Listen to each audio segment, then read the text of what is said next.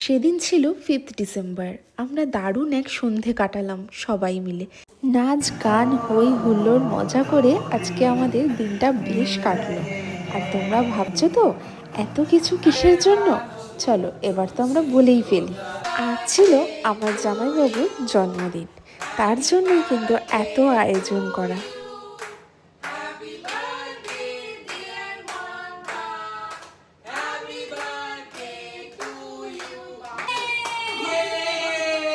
আর এই সব প্ল্যান কিন্তু আমার দিদির করা। আর এই দিনটাতে আমার জামাইবাবুর যা যা পছন্দ আমার দিদি কিন্তু সবটা নিজে হাতে গুছিয়েছে।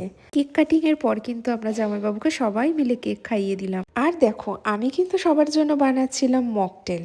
বিশ্বাস করো এত সুন্দর হয়েছিল মকটেলটা খেতে, আমি নিজেই হতবাক হয়ে গেছিলাম। সবাই বলেছে খুব সুন্দর হয়েছে মকটেলটা। আর দেখো আমার মানি ওর পাপাকে বার্থডে গিফট দেবে বলে একটা কার্ড বানিয়েছে।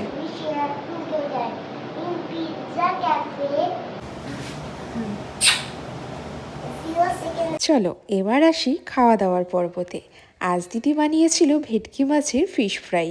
সত্যি মনেই হচ্ছিল না যে এটা বাড়িতে বানানো, মনে হচ্ছে রেস্টুরেন্ট থেকে কিনে আনা। আর তোমরা তো আমার বরের রিয়াকশন দেখে বুঝতেই পারছো কতটা সুন্দর হয়েছিল। আর জানো তো আমার দিদি না ভীষণ চুজি। আর এই ডেকোরেশনগুলো কিন্তু আমার দিদি জামাইবাবুর পুরোটাই প্রি প্ল্যান করে করা। কতটা সুন্দর করে করা কিচেনের ডেকোরেশনটা একদিন আমি সম্পূর্ণ ব্লগে তোমাদের সাথে কিচেনের ডেকোরেশনটা শেয়ার করব। মকটেল আর স্টার্টার্সের পর্ব তো শেষ হলো, এবার আসি মেন কোর্সে। আজ মেনুতে ছিল ফ্রাইড রাইস, সালাড আর ছিল মাটন কষা। আর ফ্রাইড রাইসটা জামাইবাবু আমার হাতে ভীষণ ভালো খায়, তাই ফ্রাইড রাইসটা আমি বানিয়েছিলাম। আর জানো তো এই আনন্দ করতে করতে সময়টা কখন বয়ে গেছে আর কতটা রাত হয়ে গেছে আমরা কিন্তু কেউ টের পাইনি।